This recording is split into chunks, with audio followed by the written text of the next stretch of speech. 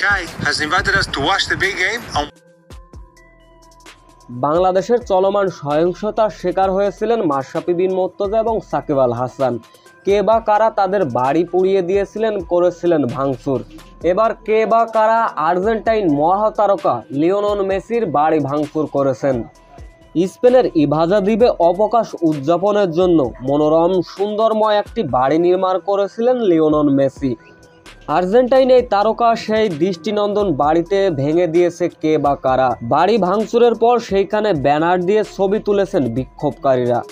Lionel মেসির বাড়ির ব্যানারে ইংরেজি ভাষায় একটি স্লোগান লেখা ছিল, যার বাংলা অর্থ দাঁড় করালে হয়, গ্রাহক পৃথিবীকে সাহায্য করুন, ধনীদের বাড়ি বিতাড়িত করে দাও, পুলিশকে বিলুপ্ত করো। সেই দেশের প্রেসিডেন্ট লিওনেল মেসির নিরাপত্তা জোরদার করার আহ্বান জানিয়েছেন এবং এই বিষয়ে লিওনেল মেসি লাইভে এসেও দুঃখ প্রকাশ করেন। তিনি বলেন, আমাকে এই বিষয়ে আগে থেকে জানাতে পারতো, কেন আমার বাড়ি ভাঙচুর করলো তারা।